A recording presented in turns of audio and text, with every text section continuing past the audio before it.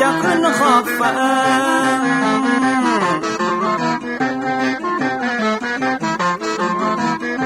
จะหันแสงทองทอแสงเจิดจ้าจัดการล้างหน้าอาบน้ำแต่งตัววันเริ่มต้นใหม่อย่าได้วันกลัวอย่าได้ขุ่นมัวกังวลโศกอน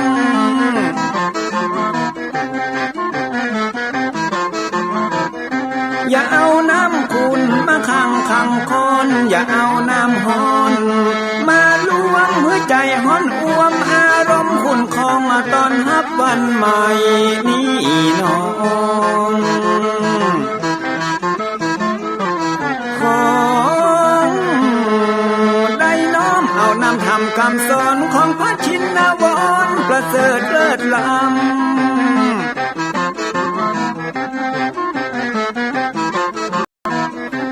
จุงจิตใจฮือออกจากธรรมบ่ฮือด่างดำโศกเศร้ามัวมองแสงแห่งธรรมะนั้นเป็นแสงทองส่องใจเรียวร้องตึงวันคำเจ้า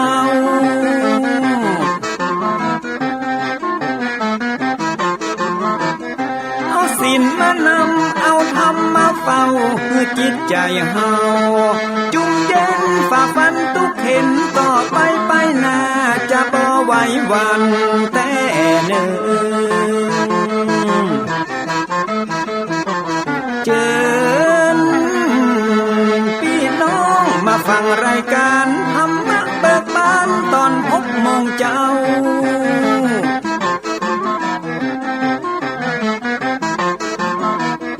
ฟังธรรมปื้นเมืองอันเป็นแบบเบาท่านพระครูวิสิทธิ์ศีลาภรณ์ตั้งใจเจ้าคณะตำบลป่าแดดนอนในเจ้าอาวาสวัดวังสิ่งคำตนนี้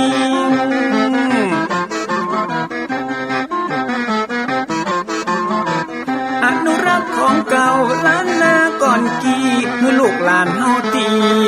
เกิดมาใจกันรักษาของดีเก่าเกลือได้อยู่กู้ถิ่นล้านนาฟังทำแล้วของแผ่วจิตใจเหมือนป่าอยู่ในนาทีนั้นน้ำ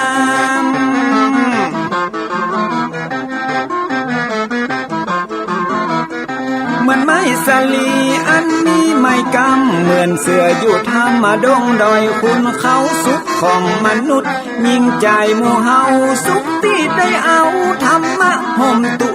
ม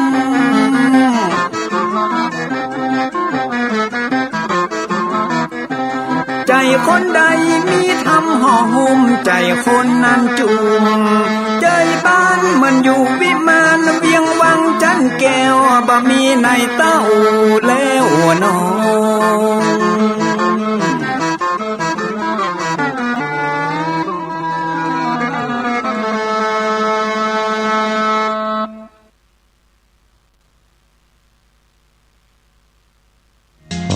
ยกมือ10 นิ้วกราบนบนอบน้อม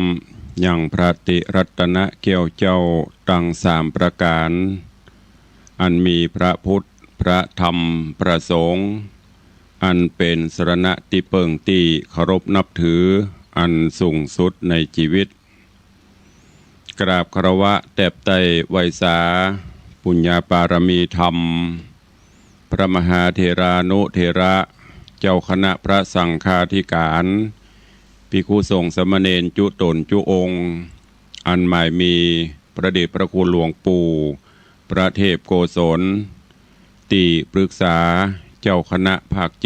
7เจ้าอาวาสวัดศรีโสดาพระอารามหลวงตำบลสุเทพอำเภอเมืองจังหวัดเชียงใหม่พระเดชพระคุณหลวงป่อท่านเจ้าคุณเจ้าคณะจังหวัดเชียงใหม่เป็นต้นเป็นประธานตลอดจนครูบาสังฆเถระเจ้าภิกษุสงฆ์สามเณรจุตนจุองค์ด้วยความเคารพขอเจริญสุขเจริญปอนญาติโยมศรัทธาสาธุชนติ่นจองห้องวัดจุหนุ่มเท่าใจยิงขอน้อมต้อนรับทุกท่านเข้าสู่รายการมรดกธรรมกำเมืองต่างสถานีวิทยุพระพุทธศาสนาแห่งชาติและสังคม คลื่นเพื่อการศึกษาพระพุทธศาสนาและวัฒนธรรมส่งสัญญาณกระจายเสียงจากวัดฝ่ายหินตำบลสุเทพอำเภอเมืองเชียงใหม่จังหวัดเชียงใหม่ในระบบคลื่นความถี่ FM 104.50 เมกะเฮิรตซ์สถานีวิทยุพระพุทธศาสนาวัดหนองไก่ตำบลสันปะยางอำเภอแม่แตงจังหวัดเชียงใหม่ส่งสัญญาณกระจายเสียงในระบบคลื่นความถี่ FM 99.75 102.0 และ 89.25 เมกะเฮิรตซ์และสถานีวิทยุพระพุทธศาสนาจังหวัดเชียงรายส่งสัญญาณกระจายเสียงในระบบคลื่นความถี่ FM 99.50 เมกะเฮิรตซ์ตลอดจนวิทยุชุมชนเสียงตามสายหอกระจายข่าวตามวัดวาอารามตามหมู่บ้านต่างๆที่ครูบาสังฆะท่านเจ้าอาวาสตลอดจนต่างป่อแก่ป่อแคว้นได้เปิดออกลำโพงหอกระจายข่าวเสียงตามสายของวัดวาอารามของบ้านต่างๆเพื่อญาติโยมศรัทธาได้สดับรับฟังกันอยู่ในเวลานี้พร้อมกันนี้เจริญปอนญาติโยมที่ได้ติดตามต่างเฟซบุ๊กเฟซไลน์ต่างเว็บไซต์ต่างๆบอกว่าจะเป็นเฟซบุ๊กของวัดวังสิงห์คำเฟซบุ๊กของ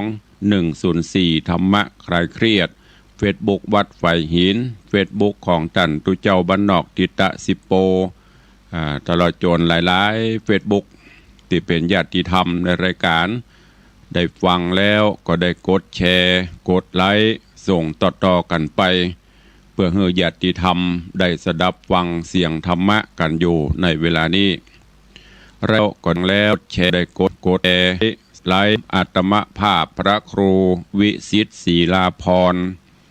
เจ้าอาวาสวัดวังสิงห์คำตำบลประแดดอำเภอเมืองเชียงใหม่จังหวัดเชียงใหม่เป็นผู้ดำเนินรายการก็นำธรรมะสาระปืนบ้านปืนเมืองทำข้าวมาเทศนาฮือท่านทั้งหลายได้รับฟังกันเป็นประจำถึงวันตั้งแต่เวลา6 โมงถึง7 โมงเช้าโดยประมาณยกเว้นพี่น้องที่ฟังสัญญาณจากดอยม่อนจำปีวัดพระแก้วจังหวัดเชียงรายก็ฟังกันเมื่อค่ำยามคืน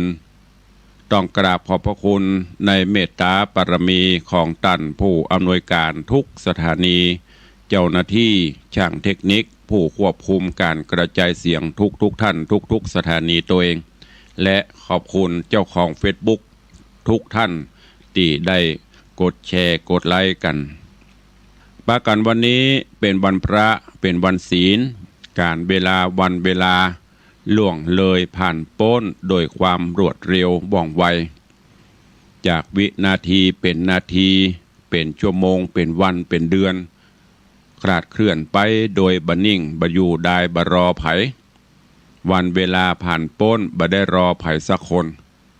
ไม่ใช่ว่ารอคนนั้นรอคนนี้ไม่มีวันคำว่ารอไปของเปิ้นเรื่อยๆเพราะฉะนั้นเฮาท่านทั้งหลายจะต้องตวยตามการเวลาฮือตันตื่นเจ้ามาก็คิดพิจารณาตลอดจนตรวจสอบในรอบวันที่ผ่านมามีอันยังอันใดที่มันขาดตกบกพร่อง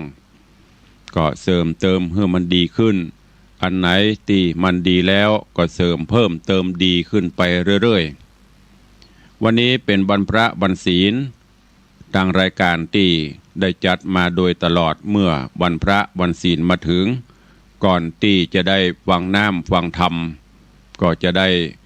เชิญชวนสาธุชนญาติโยมทั้งหลายเข้าเฝ้าองค์พระผู้มีพระภาคเจ้า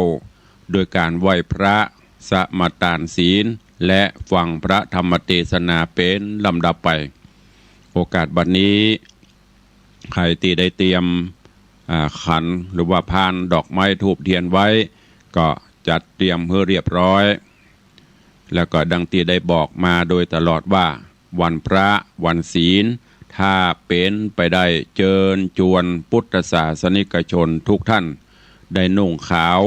ห่มขาว อันเป็นสีของความบริสุทธิ์ผุดผ่องและพอให้เป็นระเบียบเรียบร้อยที่สำคัญก็เป็นการประกาศให้เจ้าโลกได้ฮู้ได้ทราบว่าเฮาเป็นพุทธศาสนิกชนทุกวันพระทุกวันศีลบอกว่าจะเป็นศีลน้อยศีลใหญ่ถ้าเป็นไปได้อีป่ออีแม่ญาติโยมศรัทธาลูกหลานตันเต้าเยาวชนคนดีใส่ชุดขาวนุ่งขาวห่มขาวก็จะได้เป็นระเบียบเรียบร้อยดูแล้วสวยสดงดงามก้อยๆฝึกกันไปเมินไปมันก็จะชินแล้วก็จะทำให้รู้ว่าโอ้เมื่อถึงวันพระวันศีลนี่ประเทศไทยเฮาหรือทั่วโลกที่นับถือพระพุทธศาสนาปากันนุ่งขาวห่มขาวแล้วลองหลับตาจินตนาการว่าภาพนั้นมันจะประทับใจต่อใดอันนี้ตุลุงได้เจิญจวนและรณรงค์มาโดยตลอดเนอะวันพระวันศีลเตรียมขันเข้าตอกดอกไม้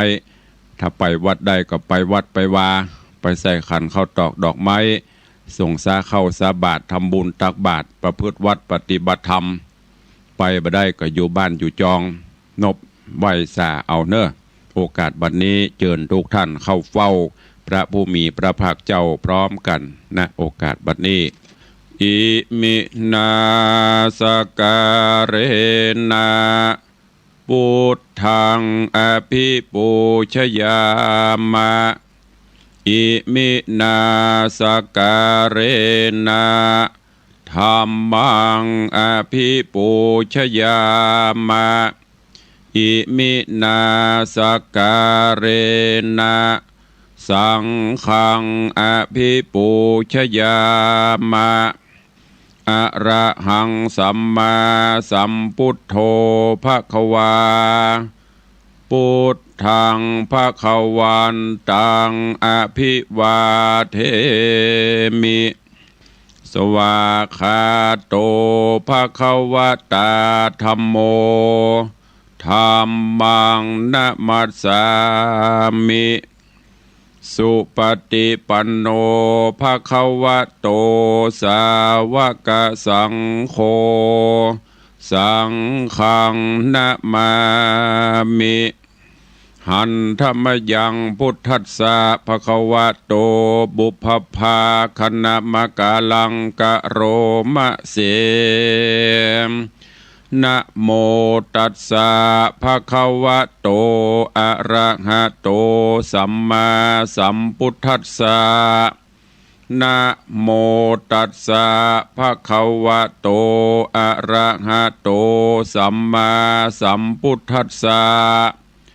นะโมตัสสะภะคะวะโตอะระหะโตสัมมาสัมพุทธัสสะอิติปิโสภะคะวะอะระหังสัมมาสัมพุทโธวิชชาจรณะสัมปันโน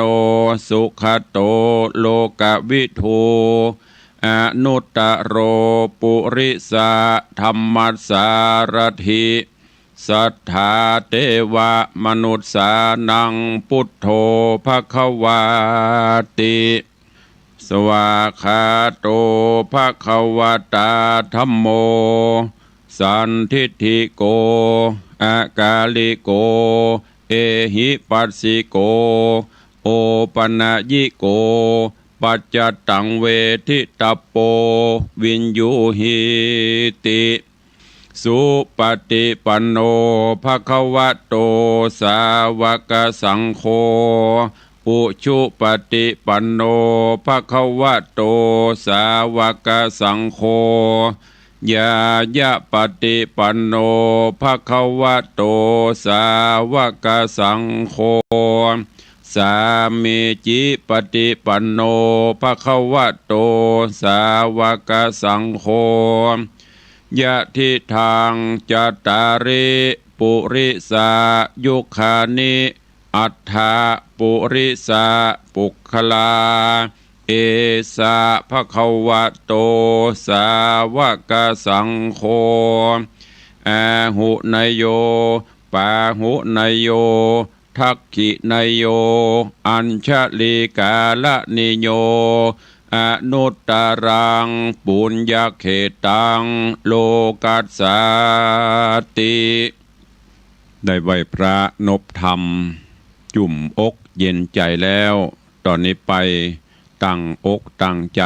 สมาทานหับศีลเนอมะยังพันเตติสาลาเนนะสังหาปัญจสีนิยจามาตุติยัมปีไม่ยังพันเตติสาลาเนนะสังหาปัญจลานิยจามาตติยัมปีไม่ยังพันเต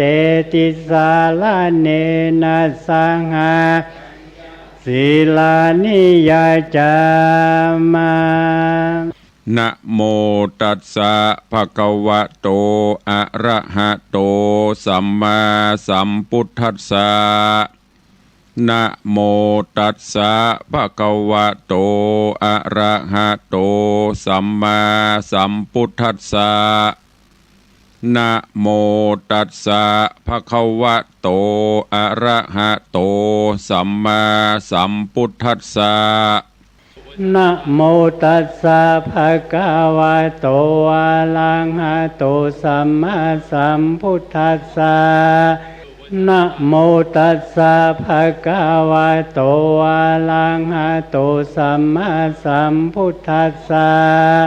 นะโมตัสสะภะคะวะโตอะระหะโตสัมมาสัมพุทธัสสะพุทธังสรณังคัจฉามิพุทธังสรณังคัจฉามิ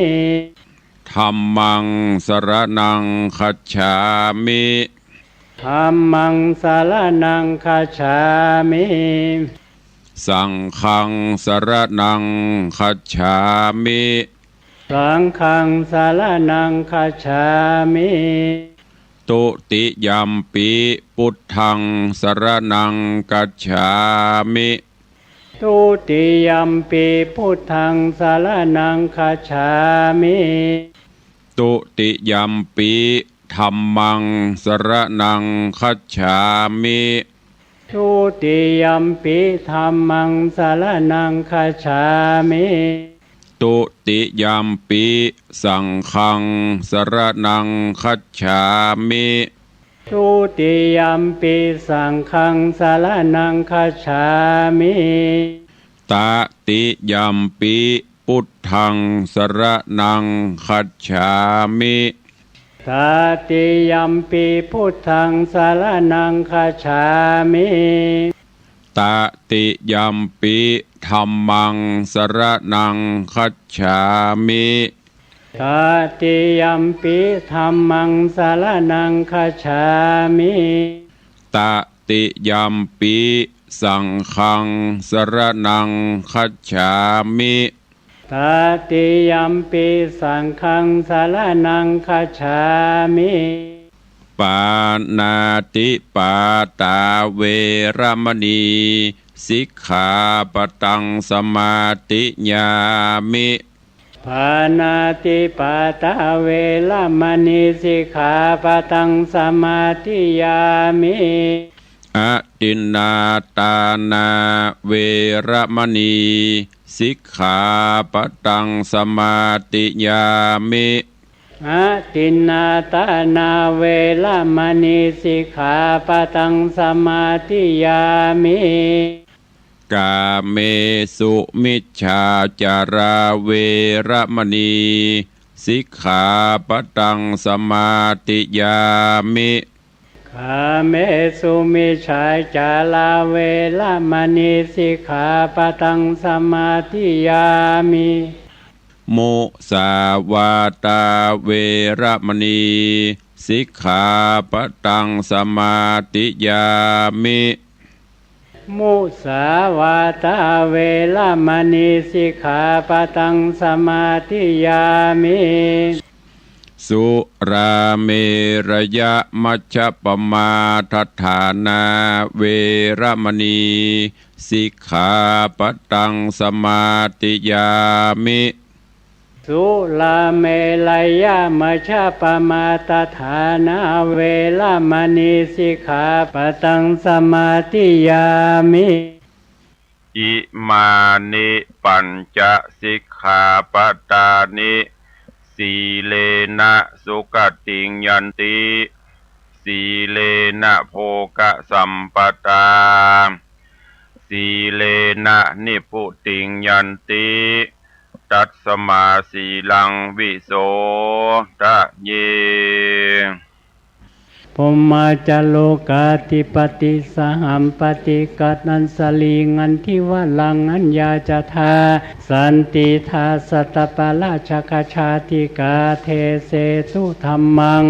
อนุกัมปิมังปะชังได้ไหวพระได้สมาทานศีลเป็นที่เรียบร้อยลำดับต่อไปเจิญญาติโยมทั้งหลายได้ติดตามรับฟัง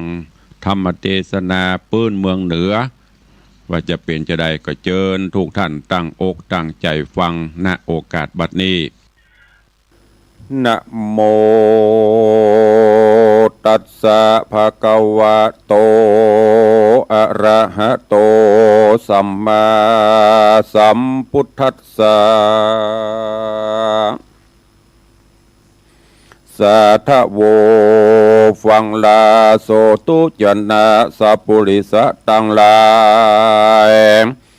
ตั้งยิงและใจม้วนหมู่ที่ได้ปากันอยู่ทำทาและดาฟังยังธรรมเทศนาบัวระวงหงอำมาตลำดับมาเถิงยังผูกทวนที่สองตอนที่สองเนอเจ้าขอเชิญศรัทธาทั้งหลายตั้งยิงและใจหนุ่มเทาจุงตั้งจิตใจเราทำทาดาฟังต่อไปนานี้และนา โกลาหะลังจะตังอันว่าโกลาหนอันใหญ่เกิดขึ้นไข้เวียงใจคุณนังในหนุ่มเทาอำมาตเกาโยธา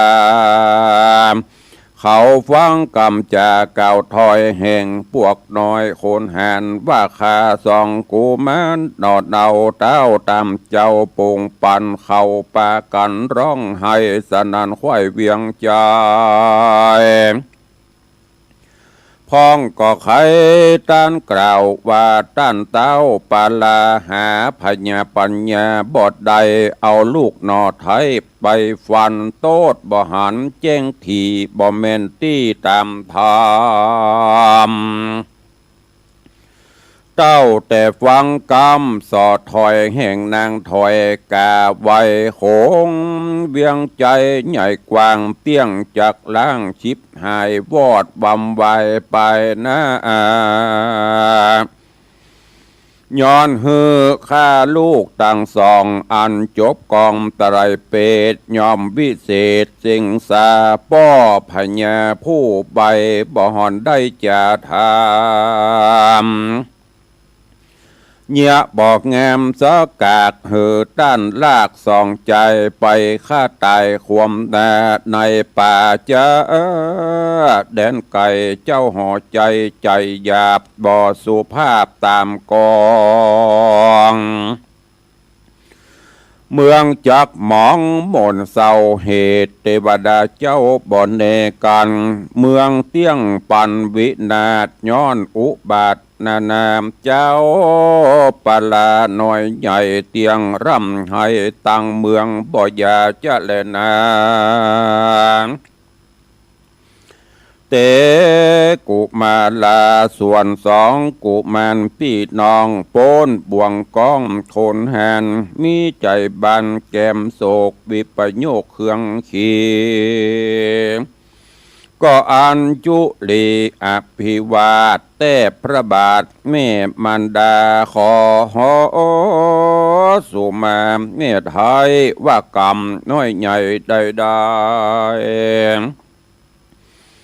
ๆ อันใส่ใจลูกเต่าไปหูเก้ากองดีได้เบียนคุยประมาทยังจอมราชมารดา แต่สองขาอ่อนน้อยไปหูทีถอยกำคนจนถึงตนลูกเต่าขึ้นใหญ่เล่าตีขาม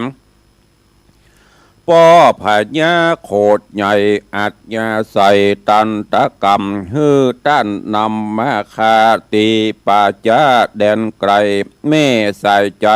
เอาไม่ร้องรำให้ตัวมาเฮอโบตา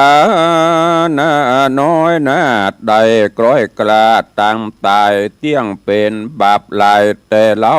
ย้อนลูกเต่าเป็นแดนลูกบ่ได้แตนกุลแม่อันเลี้ยงแต่เดิมอ่อนจากได้จอนเจียนจากลาละพรากเสียไก่ขอใส่ใจเมตไทย อดงดไว้วางตำอย่าเป็นกรรมบาปให้ตัวตอบใส่ต่อจนยังสองคนพี่น้องได้ทุกโศกต้องเมื่อไปโลนขอตนบุญเจ้าแม่จุงอดเกจุงอยู่เกห่อใจก้อยอดใจเยินกันอย่ากึดดันขันนิ่งลายการสองใจน้อยอ่อนแน่บุญก่อนยังมีบุญบ่นี้ละพรากบุญนั้นหากตัวตานเตียงได้พันปีกปอกไว้นาออกขึ้นมาขอมารดาแม่เจ้าอยู่เตียงเต้าสวดสดีอย่าเครื่องขี่เจนกว่าอดอยู่ทารอลาเป็นธรรมดาแห่งโลกสุขทุกโศกสุนกันย่อมแผ่พันความเงียงบ่มันเตี้ยงเวโวนเกิดเป็นคนโลกไตยามบาปไล่เฟื่อแฝงได้ฮักแป่งปล่อยพรากละเว้นจากไกลกันและน้าแม่เฮยนางจันตะเตวียอดซอยก็ตอบถอยว่าดีว่ากรรมบ่ดีแต่ก่อนแม่บ่หอนเกยหันแม่โป่งปันวางขาดอนุญาตวางตามบ่ฮือเป็นกรรมต่ำยอบสะยองตอบสองขาขอบุตรตานอดเดาได้ไต่เต้าไปดีอย่าได้มีโศกตองสองพี่ต้องจุงตีขาฮือได้เป็นพญาสะเวลาเตจะอาจสิงสาจุมผาญาน้อยใหญ่มาน้อมไว้ซ้ำศพมาน้อมไว้สมปานสองกุมารพี่น้องอย่าพรักห้องไกลกันจุงภายพันเตียวไตตามใจไฟขะนิ่งน้อยโรคภัยใหญ่น้อยอย่าจ้องหอยอินทรี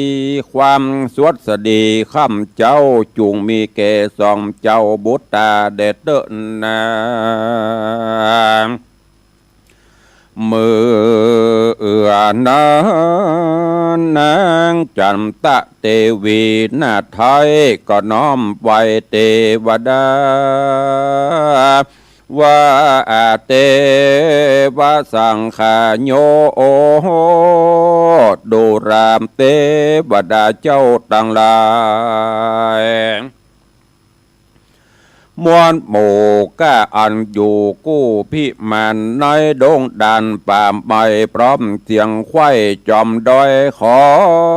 พอกวยลูกคาอันพรากหน้าเดินดงสัตว์ร้ายโป่งปากว่าอ่างเส สือสิงจังนานาอย่าได้มากันกาผมขนาปราวียักดงรีตัวให้จุงต้องภายหนีไกลสัพพะภัยหน่อยใหญ่อย่ามาไกลสองข้ามขอเทวดาเป็นเจ้าก้อยพ่อเฝ้าสองสดีเฮือสวดสดีจื่นจ้อยอย่าฮือกราดกล้อยบำวายก่อนนางบุญภายกล่าวแล้วก็เรียกนางเกียวตาสีเอาธงครัวดีเครื่องใจอันใส่ไว้ตามมาเงินคำขาหลายหลากจุสิ่งหาของแปลงกับตั้งแสงวิโรธก้าแสนโกดแป่งเมืองนางบุญเรืองหนุ่มเต่ายืนเฮอลูกเต่าสององค์สะป้ายธงคนแก่นเฮอรีบเล่นพระเนม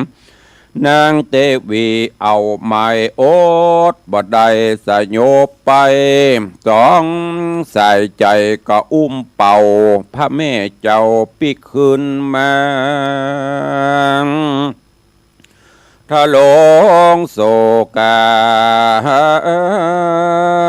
ปอดน้อยก็มาลีลำมาถอยเครื่องขี่แล้วป่าแล้วก็ป่าตาสีกล่อมใจรีบปีกซ้ายหน่อขึ้นมาเถิงผังกาที่อยู่ก็เข้าสู่หอดในตุกป่านไฟบ่เหือดฮ้อนไม่เดือดเววนก็มีหันแลนาตะมาถังปะกาเซนโตสัทธาอาหาสัพปัญญูยอดซอยหันบาทถอยบาลีบทหลังมีไปแจงพระจริงแสงเตสนาวาสาทุกขโสกาปันนาอันโตปัสสะตังปริเตวติดังนี้เป็นตนภิกขเวดุราภิกขุทรงตนทาลงสินใสบ่อสะเอาลูกศิษย์เก้าพระมุนีส่วนจันตะเทวีน้อยนาฏอยู่ภาสัตห่อใจ อยู่ภาสัตห่อตนตุกเผาโลนบ่เหือดตุกฮ้อนไม่เดือดปั่นไฟลำเปิงไปลายแหลกึดใจแต่ลายแสงว่าสองหอมแปงพี่น้องจักไปสู่ห้องแดนใดจักเข้าดงไพรป่าไม้หรือไปเมืองใหญ่ไกลตาของนานาก้าใหญ่อันใส่ไว้ในธงสองพระองค์พี่น้องป่าธงต้องภายพันกันจนหันและหูมันเตี้ยงลู่จริงเอาสององค์เหล่าน้องปี้เตี้ยงเถิงที่บำไวหรือกุ้นไหลเดือแลจักเกิดแก่สองขานางพญาแม่ไทยก็มาร้องร่ำให้เลลนตีอกตนทะถาบน้ำตาอาบไหลปังย้อนหัวฮักยังลูกแก้ว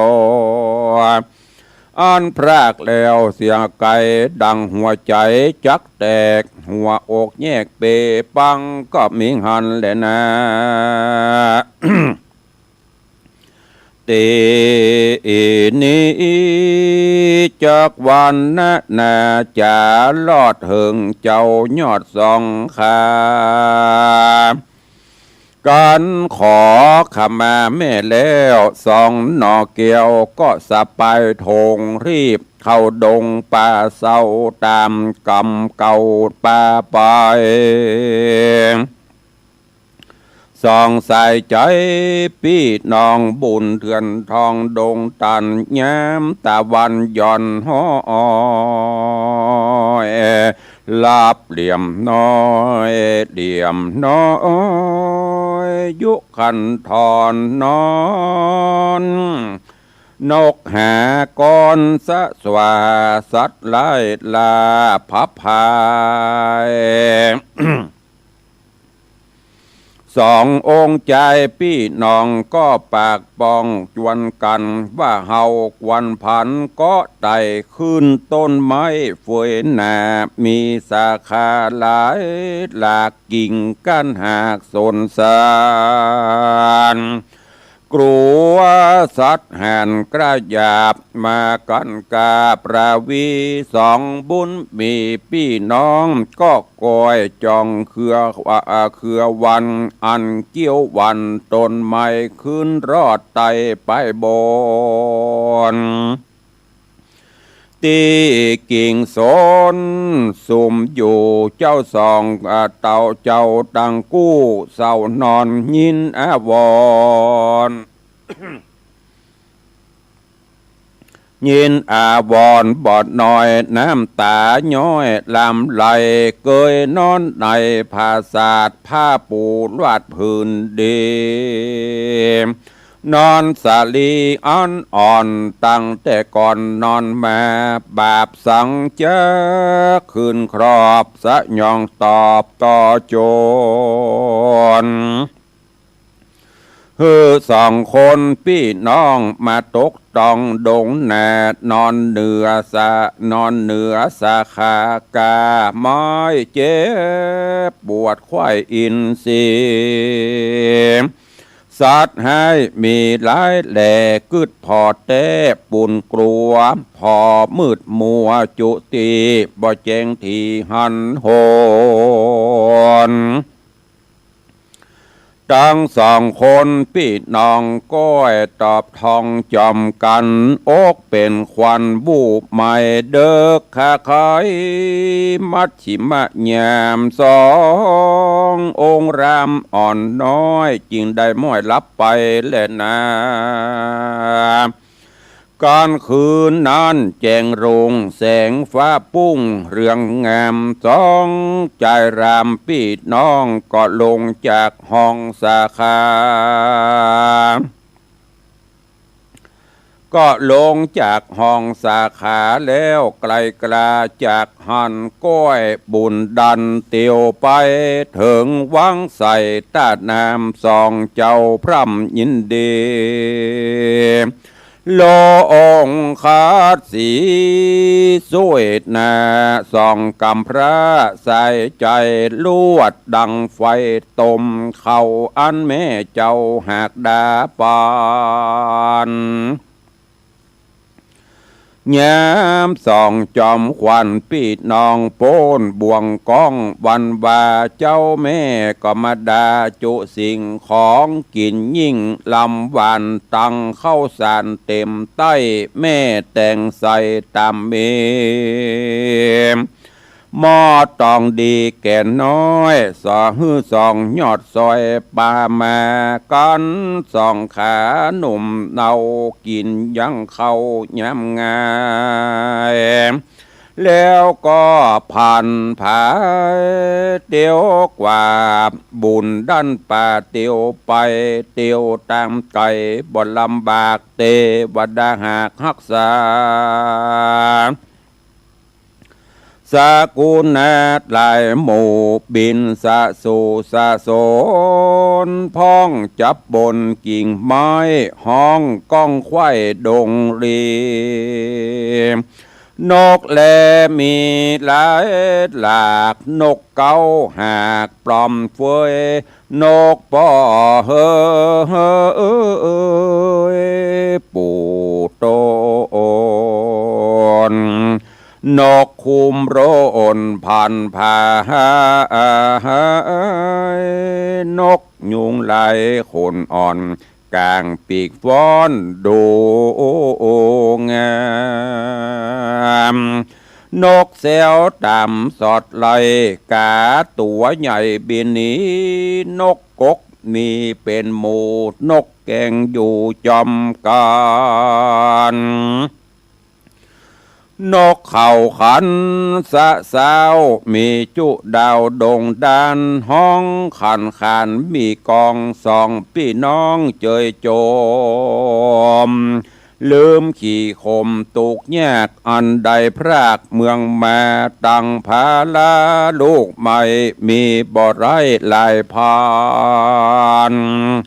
จังหวานมันฝาดสมพ่องสุกลมหล่นลงมาตังอัมพาหมากม่วงมีจุช่วงดงไพรตั้งหมากไฟเป็นหมู่ห้อยย้อยอยู่จามลำหมากม่วงคำสุกแหมปานดังแกมสาวลามขนุนจำห้อยขะห้อยก้ามีจุป่าแดนดงสองพระองค์นอไทยดูตั้งใสเอากินสองนอนารินพี่น้องเตียวเถื่อนทองดงไพรก้อยเตียวไปจะใจเอาซื้อไว้เป็นมาสององค์ใจพี่น้องฟังนกห้องขันขันอัศจรรย์บ่อนน้อยห้องเป็นถอยกำโคน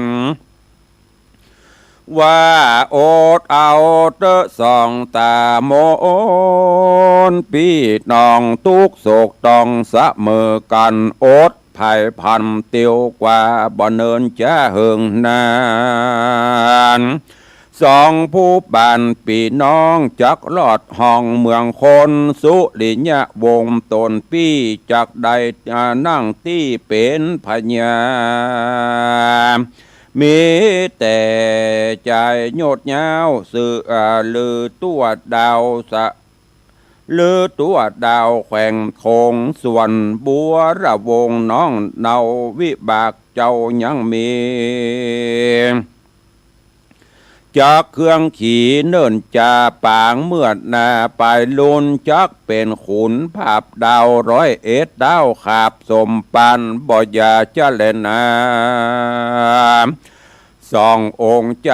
พี่น้องฟังนกห้องเป็นกำงืดใจนำบ่อน้อยต่างกล่าวถอยถามกันแล้วไผ่พันจากหันบุบุญดันดงแหนอันเทวดาเถื่อนทองหากจักจ้องนำไป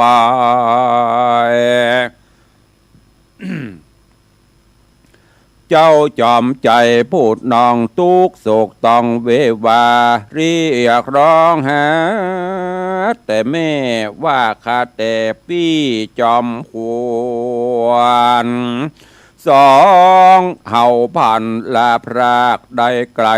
จากแม่มันดากรรมสังเจฮึกหยาบมาขนาบต่อโจรสองคนเฮาพี่น้องได้พรากห้องจอมกันเฮาบ่หันแน่แม่ตุกนักเกษะมือตายเถิงย้ำไงขาบเขาแม่เรียกลูกเต่าทั้งสอง เฮาแม่มองอยู่ป่าก็เตียงว่าจักตายแล้วนะพี่เฮยเมื่อนั้นสุริยะวงพี่เจ้าก็ลมเล่ากำดีว่าดูราสายปุรีน้องพี่จุงฟังที่จำเอากันสองเฮาพี่น้องไปลอดห้องเมืองโคนจะกระตำตนบ่จะเป็นป้อกาแดนไกลก้อยเตียวว่าไปไต่เต่าเถิงที่เก่าเมืองเฮาบ่อนั้นเนานักแก่เตียงได้หันแม่ดิดดีก้อยอดเครื่องขี่ตุกยากตามวิบากของหาสองเฮา เฮือได้มาเตียวป่าเฮา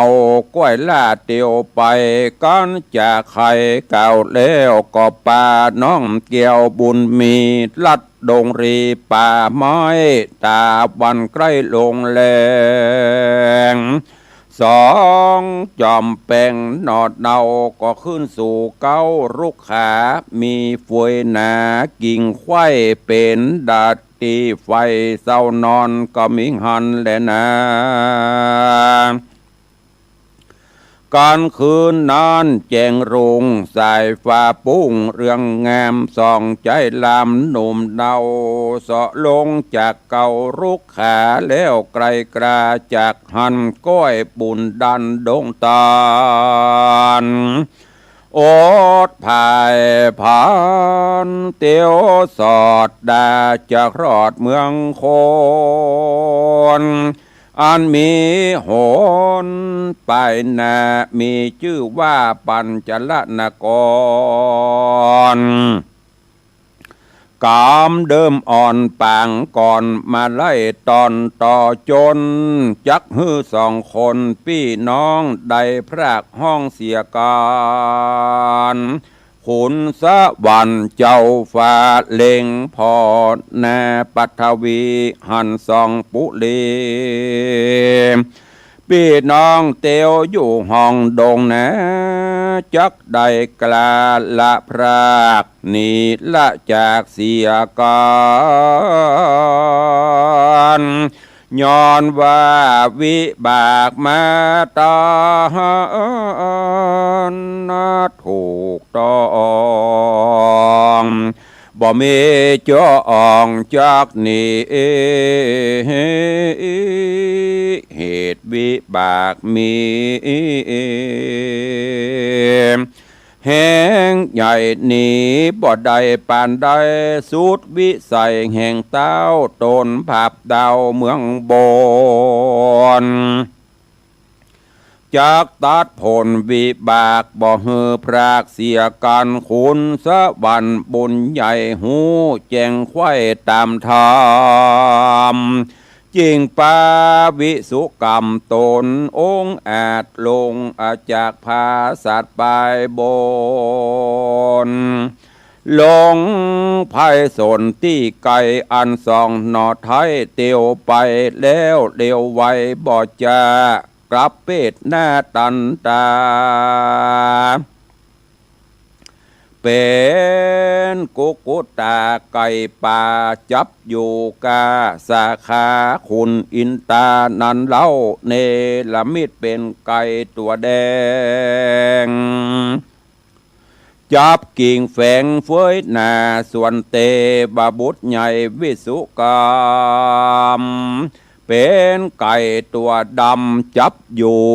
เรียงเป็นกู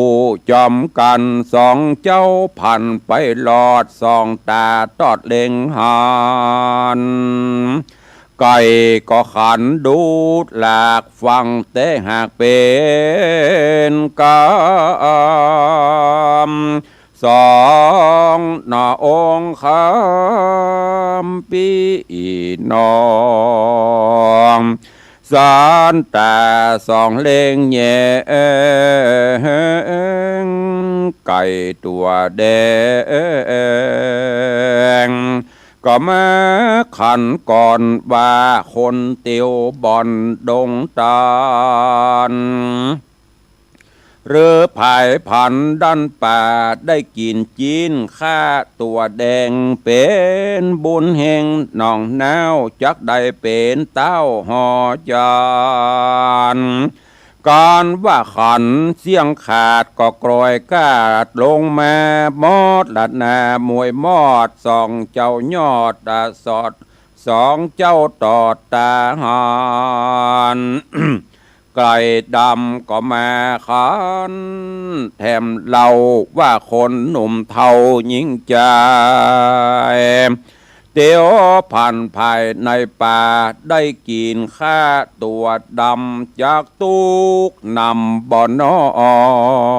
ย ปางเมื่อซ้อยไปหลุนจักเป็นคุณภาพดาว101เต้าขาบสมปานไก่เจียงคานขันขาดก่อก้อยกลาดมรณาตกลงมาสองนาสองหนอเจ้าฟ้าสองสลีเจ้าบุญมีผู้ปี้เล็งพอที่อลอกเล็งพอตีที่ตามลายหันไก่ตายตั้งกู้จริงกล่าวอูเจียนจาเซิงหนอพุทธานองเนาว่าไก่ตัวนี้เล่าดูอามตัวก็งามบอดน้อยขันแล้วป้อยมรณากวนเราลาพี่น้องนำไปสู่ห้องวังสายจัดสุ่มไฟแล้วต้มเหือสุกลมเอากินส่องนรินพี่น้องอูตัดย่องกำการก็เรียวปานเอาไก่ไปที่ไกลวังทานกะตำการครัวไก่ต้มสุกไข่ดีงามสององค์รามยศใหญ่ก็กินไก่คนตัวจีนมันหนัวไหลหลากตามวิบากบันโดนสอนอตาสะปนหน้าไทยปอยกินไก่ตัวดำ ตนองค์คำปีเจ้าป้อยกินไก่ปูเท่าตัวแดงเตจะแหล่งขนาดจักใดสะวยราดเลววาย